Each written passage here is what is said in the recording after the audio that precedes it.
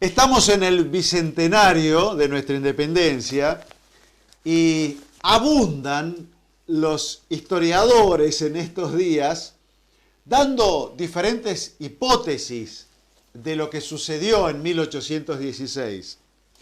Nosotros, que decimos que es un programa que hace historia, invitamos en este caso a Gabriel Fossa, que es un analista político. ¿Vos te considerás historiador o analista? No, analista político. Analista político, y dentro de lo que es el análisis político y geopolítico también, tiene que ver la historia, porque uno tiene que aprender historia para tener conocimiento de lo que sucedió y lo que pueda suceder más adelante. Yo creo que por ahí lo que nos falta a nuestros historiadores, le falta a nuestros historiadores, es que hagan más desarrollo, más interpretación política, no relatar, porque relatar hechos está bien para una historia académica, digamos, pero a lo mejor a nuestros historiadores les falta interpretar más los procesos, ¿no? Sí, tiene que ver con la academia, sí, con las universidades. Por lo general no se le enseña a pensar. Entonces, el pensamiento es un tema de discernir y discernir quiénes son los actores, qué intereses juegan esos actores. Y elegir ir hilvanando. Cosa que a veces los historiadores no lo hacen. Dicen, sí, no, la revolución industrial fue así. No fue tan así. Claro. Entonces, yo pienso que la historia hay que desacartonarla. Como bárbaro. A los próceres hay que bajarlos del bronce y traerlos porque son como nosotros. Gabriel, ya le estamos advirtiendo a nuestros televidentes lo que vamos a sacar a la luz. Exactamente. ¿No? Porque, claro, tu hipótesis es que la mira inglesa, ¿desde qué siglo? ¿XVII? 17, sí.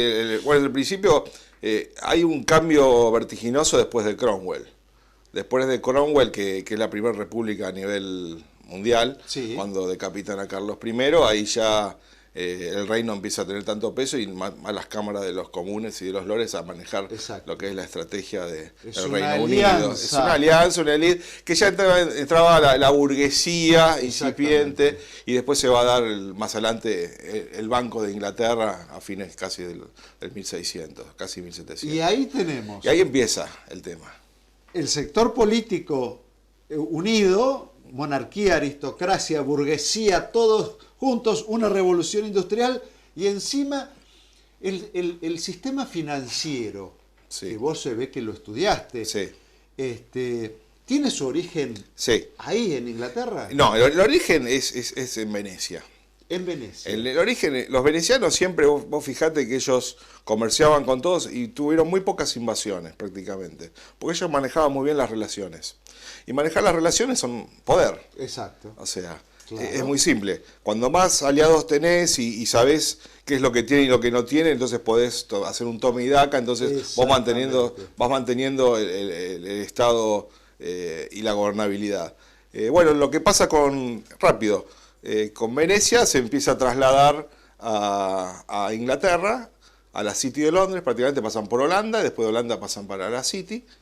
Para hacerlo Estamos breve, del siglo XVII. Siglo XVI, XVII, sí, del 1600 y pico, cuando Cromwell ya le da la bienvenida otra vez a los hebreos que en un momento habían sido deportados de Inglaterra, le da la bienvenida, y como sabemos, los hebreos manejan muy bien todo lo que es el tema del comercio. Finanzas y comercio. Entonces, de hecho, Rothschild. Bueno, sí, Jacobo Rothschild era de la comunidad, claro. Exactamente, que es uno de los primeros bancos que se fundan, que es el Banco de Inglaterra, claro, ¿no? Que tiene que ver con la Casa Orange también, de Holanda. Sí, parece mentira que en lugar de hablar de la casita de Tucumán, de ese patio tan lindo con naranjos, con naranjo de flores, estemos hablando del Banco de porque Inglaterra. estamos yendo al inicio de un nuevo mundo que se va a gestar.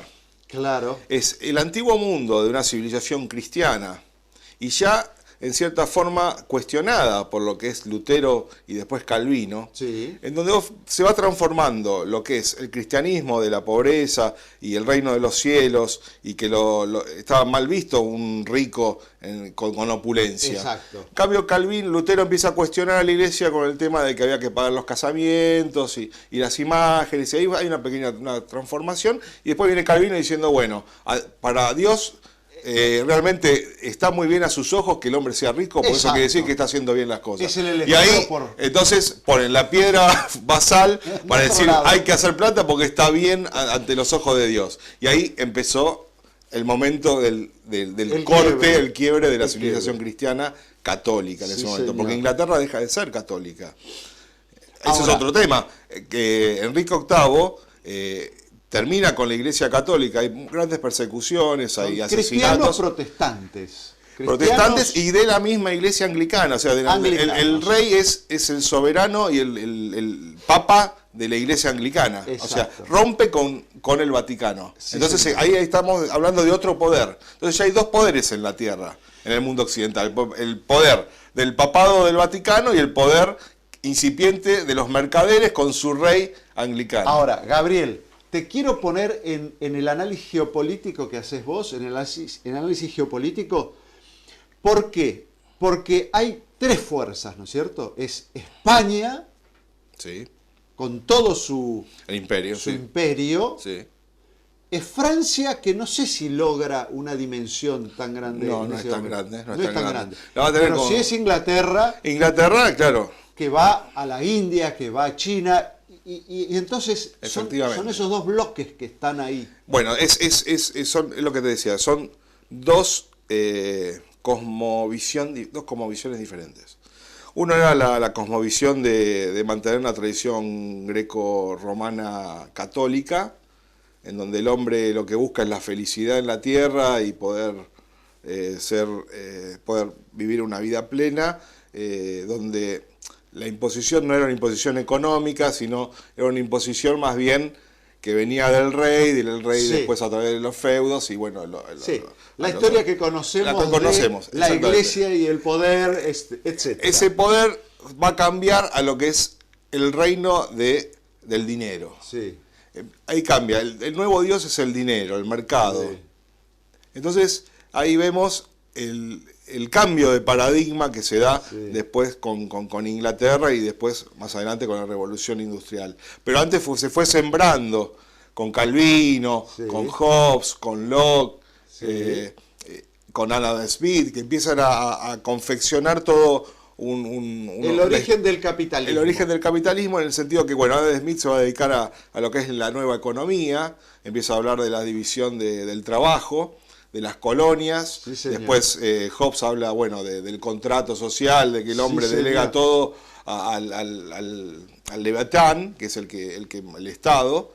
Y Locke después hace lo que es el estatuto, de lo que es la propiedad privada, de cómo se va a implementar todo este nuevo sistema de dominación a través del dinero. Perfecto. Y de la propiedad privada, la propiedad privada empieza ahí. En el mundo está chocando esas dos concepciones. Exactamente. Chocan en los territorios. Exactamente. Y llegan a América, porque ese es el punto. Exactamente.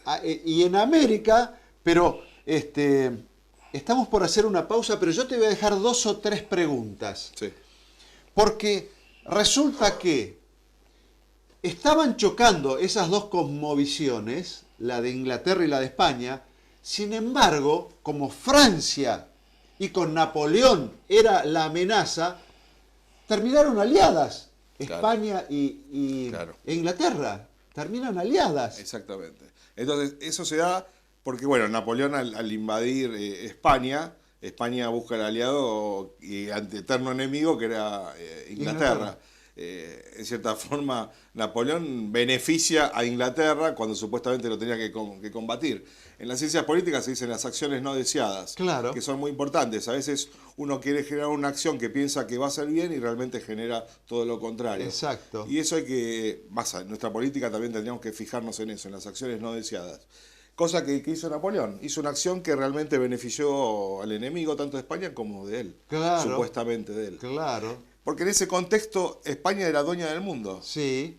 el imperio nunca veía bajar el sol. Sí. Es mentira que el imperio británico, no, el imperio español es el que nunca veía bajar el sol. Después los británicos, como siempre, roban la idea y se quedan con todo lo que hizo España. Hasta las rutas comerciales, después el cambio de moneda que se va a dar y se va a implementar con las libras esterlinas. Pero en realidad Napoleón benefició prácticamente a Inglaterra en ese sentido. Porque imagínate, un nuevo continente ya con 300 años de civilización cristiana, que fue del 1500 hasta el 1800, donde se hicieron más de 20 universidades, claro. Se hicieron pueblos, carreteras, la gente ciudades, la gente ya comerciaba, tenía su vida, estaban las leyes de las Indias que reglamentaban que no se podía castigar a los indígenas. Y bueno, así un montón de cosas que después se cambiaron totalmente. Te doy otra imagen. Era la ciudad española contra la factoría portuguesa o británica que entraba a claro, porque ellos negreaban y son colonizadores. Ellos lo que buscan es la explotación máxima, pero no generan una civilización. Javier, te dejo tomar un poco de agua, sí. Pero cuando volvamos nos metemos en Tucumán de 1816. ¿Y qué se cruzó ahí? Bueno, vamos a hablar de eso. Ya volvemos. She packed my bags last night, pre-flight. 0 hour, 9 a.m. And I'm gonna be high as a kite by then.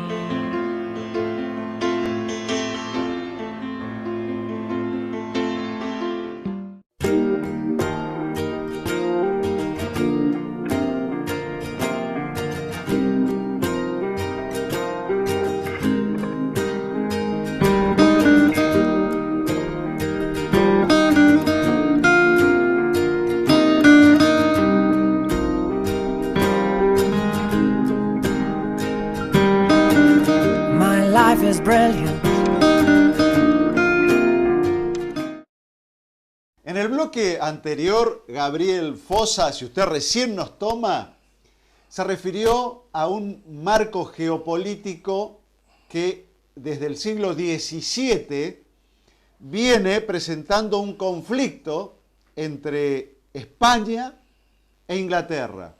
Pero resulta que estamos llegando al bicentenario de nuestra independencia y ahí aparece, Gabriel, un tercer protagonista que es Francia. Y aparece Napoleón, nada menos. Entonces, ¿por qué vamos a hablar de Napoleón si nos queremos referir a la Declaración de la Independencia? Bueno, apelamos a tu criterio de interpretación de los hechos históricos para que nos expliques de qué manera Napoleón termina influyendo en la Revolución de Mayo, en la Declaración de Independencia y en este conflicto España-Inglaterra. Bueno, eso es lo que hablamos antes, de las acciones no deseadas. El gran contrincante de Napoleón era Inglaterra y resulta que al querer pasar por España al final la toma, la invade y genera un aliado que es Inglaterra con España. Entonces ahí ya tiene otro frente más. Y ahí se equivoca Napoleón. Y lo aprovecha muy bien Inglaterra. Claro. Entonces con esa alianza Inglaterra ya es como que no tenía problemas para empezar a incursionar en lo que es el América del Sur. Porque le dio unos permisos España para que puedan transitar y a la vez comerciar algo de sus productos. Es decir, porque era un bloqueo económico que tenía Napoleón con Inglaterra y después España se lo facilita un poco a Inglaterra. Pero como que ese monopolio que mantenía España, sí, ahí en ese periodo se abre. Claro, exactamente. Entonces los comerciantes tenían otra fluidez. Exactamente. Se abre porque, bueno, el Imperio Español era muy, muy vasto. La parte fuerte era del Pacífico, del comercio con el Pacífico. También estaba lo que eran las Filipinas, ¿no? Claro. Y bueno, entonces ya Inglaterra, anteriormente, ya en el 600, 700, empieza a conquistar la India. Ahí ya tiene un mercado muy fuerte de más o menos 400 millones de habitantes.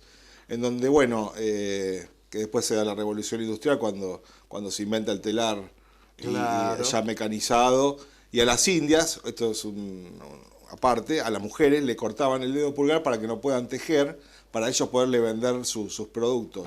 Por eso cuando hablan de revolución industrial y que hay que dejar libre el mercado, se regula, en realidad lo que empezaron a hacer es un monopolio. Ellos sabían que con el monopolio eran los únicos que podían comerciar y ganar dinero. Exacto. Entonces tenían un mercado cautivo de indios, empiezan a generar un exceso de capital y después se mandan para China, claro, por medio de la guerra del opio. Exacto. Entonces a través de la guerra del opio, los británicos toman Hong Kong, vencen a los chinos, les cobran unas grandes sumas de dinero por perder la guerra, y aparte le dicen, bueno, ahora me tenés que abrir tu mercado para nuestros productos, que antes los chinos no querían. Entonces ya tiene un mercado en la India, tiene un mercado en China, y empieza la acumulación del Imperio Británico, y el tema de la droga, el narcotráfico se inicia ahí. El narcotráfico se inicia con la guerra del opio, que después Hong Kong va a ser la base, y más adelante que lo manejaba la Compañía de las Indias Británicas, que fue el primer cartel a nivel económico, y tenían sus propios soldados, sus propios servicios de espionajes, en donde pues ellos podían castigar tranquilamente a la población que la corona británica había establecido, que era el Oriente. El Oriente lo manejaban la Compañía de las Indias Británicas. Ese es el primer cartel a nivel mundial que se da ya en el 1600. En el 1600. El y después cártel. El cártel. Después vienen los bancos. El banco cerca del 1700, 1685, aparece el Banco de Inglaterra. Ya empiezan con los préstamos, con la bolsa. Ahora, y empieza a manejarse el nuevo sistema mercantilista económico que después se transforma en capitalismo. Ahora, Gabriel, te pido que trates de interpretar a esos congresales o congresistas de Tucumán, de qué manera estaban atravesados. Sí. ¿No? Es decir, ¿qué pensaban? ¿A vos qué te parece que pensaban esos muchachos? ¿A dónde estaban parados? No, los acontecimientos... También hay no un grado el hecho fáctico, sino dentro de este análisis. Sí, se da que, bueno, Napoleón al poner preso a Fernando VII, ya había una disputa y dice, bueno, ¿quiénes son los que gobiernan? Nadie gobierna en España, entonces nosotros tenemos que manejarnos y tratar de ser independientes. Pero por eso estaban los cabildos, estaba el virrey, o sea, había un gran problema que tenía España, que era la falta de autoridad. El soberano que claro. Pero vuelve en el 14. Sí, volvió. Entonces volvió en el 14. Sí. Y nuestra independencia se da en el 16. Entonces no era un problema de que faltaba el soberano, porque el soberano volvió. Ya había. Entonces, yo lo que llamo en realidad es la clase, digamos, la oligarquía del Río de la Plata. Sí. Muchos eran catalanes, bueno, la mayoría, somos todos españoles en realidad. Comerciaban y vivían del contrabando con los británicos, eran abogados de empresas británicas. Muy comprobado. Entonces está muy comprobado. Entonces, en realidad, ahí se empiezan a meter anteriormente las logias británicas en todo lo que es la Hispanoamérica y empiezan a aglutinar personajes determinados con buenas relaciones para fomentar una independencia en lo que es Hispanoamérica. En realidad es eso, es decirle, bueno, mira, tenemos todo este territorio, ustedes son 100 familias que manejan todo, claro. Ustedes van a estar siempre protegidas por nosotros, pero la independencia vendría bien y la manejaríamos nosotros todo. Esa fue la realidad. La realidad no es un tema de altruismo, de queremos salir de España, sino decir, todo este territorio lo vamos a manejar nosotros. Vos no sos historiador, decís que sos un analista político y estas conclusiones a las que estás llegando es de una interpretación. Pero hay algunos hechos históricos que a vos te sirven como para fundamentar esto. Bueno, sí, los viajes de Miranda a Londres, Simón Bolívar, San Martín, ellos vienen ya con una decisión de generar las independencias en Hispanoamérica. Pero en realidad independencias ellos eran españoles. Claro. O sea, eso hay que ver. Ellos en ese momento, nosotros cuando expulsamos a los ingleses en 1806, 1807, no éramos argentinos, no estaba la bandera argentina, era la bandera de Borgoña, éramos españoles. Claro. Entonces ahí hay muchas cosas que se ocultan, como por ejemplo, los británicos vinieron, hay un batallón que se llama Rifle, que fue muy importante, en donde Bolívar, hay documentación que dice que se le pague a los mercenarios británicos para nuestra causa de la independencia. En realidad Inglaterra, como era aliada, no podía traer soldados de la corona, tenían que ser, entre comillas, mercenarios. Claro. Pero en realidad Lord Cochrane, almirante, que con San Martín se junta e invade en Perú, con los barcos de Lord Cochrane, el almirante Lord Cochrane, toman el tesoro de Perú, y San Martín, para que no se lo lleven los realistas, porque los realistas son los españoles, los que vivían acá en Hispanoamérica, esos son los realistas. Entonces, para que no se lo lleve, dice, bueno, ¿sabes qué? Guardarlo en tu barco. Y el otro después... Y el otro dice, bueno, gracias, y me lo llevo. Entonces, ay, no, qué mal, San Martín, te llevaste el tesoro. No, San Martín sabía que el tesoro se tenía que ir a Inglaterra. No es que San Martín se pelea, porque aparte San Martín le pone el tesoro en el barco, no es que lo esconde arriba de una montaña para que no se lo lleven. Bueno, y eso es el gran problema, es que cuando también, fíjate, me parece las invasiones inglesas se justifica aplicándole mayores costos por el traslado de la tropa, dice, no, salió más. Claro, no, pero vos fijate que es una parte del saqueo, porque en 1806, 1807, en 1806 se lleva Beresford el tesoro de Río de la Plata, y nosotros nos quedamos sin moneda, como le pasó a Perú. Acá no se habla de eso. La gente no tenía plata para comerciar. Claro. Entonces Inglaterra, a través del contrabando y la compra-venta, bueno, ahí se iba manejando un mercado negro. Pero no teníamos más plata porque se llevaron toda la plata de Perú y de acá. Y después Potosí. Entonces, por eso, el historiador es muy acartonado. Yo creo que el lado político, geopolítico de las relaciones, que en realidad es eso, un tema de relaciones, y uno se tiene que poner in situ, en el lugar. Y tratar de analizar y de pensar. Porque hay mucha mentira atrás de las cartas que dicen, no, yo por mi patria. ¿Por qué no volviste? Claro, lo que a pelear por tu patria? Lo que se dice... ¿Por qué no diste la vida? Es relativo lo que se dice. Exactamente. Hay mucho relato, como lo que vivimos hace poco, y ahora también estamos viviendo un relato, pero en realidad hay que llevar más al llano y a la tierra y decir, bueno, ¿cuáles son los intereses que había en esa época? Claro. ¿Bien? Y cómo vivió esa gente, cómo se fue dando a nivel mundial este nuevo esquema comercial capitalista incipiente que se va dando. Exacto. Entonces, vos fijate, de Hispanoamérica después se parcela, se balcaniza en 30 estados. ¿Por qué no se mantuvo la unidad? Exacto. Bueno, eso porque después también hay una gran estrategia británica. Puede ser que algunos próceres, entre comillas, hayan caído en la trampa de decir, bueno, al final no era tan así, trabajamos para los ingleses y al final ellos se quedaron con toda la torta, la minería, la producción, pero realmente vos no te podés aliar de tu archienemigo para generar la independencia de tu país, porque hubo varios, entre ellos Bolívar, que en los últimos momentos de su vida llegaron a la conclusión muy dramática de decir, ¿para quién trabajé? Hemos arado en el mar.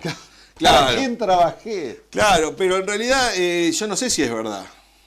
Que esas palabras, claro, es como el arrepentido, y maté 100 personas y dice, ay, qué mal que estuve. ¿Entendés? Uno es lo que hace, no lo que dice. Como San Martín le da la espada a Rosas por combatir a los británicos, pero si todos tus amigos eran británicos, vos sos amigo de Beresford, sos amigo de Pitt, sos amigo de Dundas, estuviste con Lord Cochrane y después, qué bien que luchaste contra los británicos. Entonces, hay que un poco pensar en situaciones y decís, esta carta es fraguada o la escribió como el chiste como el humorista británico rubio Benny Hill. Claro, porque no se entiende. Como balcanizaste Hispanoamérica y después le da el sable a Rosa. Gabriel, te pido que antes del 9 de julio hagamos otra nota porque vos estás como en un análisis que nos saca de la casita. Me costó mucho, te digo, porque yo también creía en el prócer, en el bronce, pero después analizando las relaciones y cómo se fue dando las cosas, uno llega a conclusiones que decís, no, acá otro relato más, porque es así, bueno, otro tema. Los uruguayos piensan que Artigas es el libertador de ellos, y el Lord Ponsonby, el británico. Cuando crean a la banda oriental, es un tapón para generar entre Brasil y Argentina, y después poder tener dominio sobre el Río de la Plata, los ríos interiores. ¿Y qué pasó? Artigas lo traen y lo ponen en la Plaza de la Independencia, cuando Artigas no quería ser uruguayo, él quería la unión de toda la confederación, la Federación del Río de la Plata. Exacto. ¿Cuánto hay, Gracias, Gabriel. Bueno, hasta pronto. Gracias. Seguimos.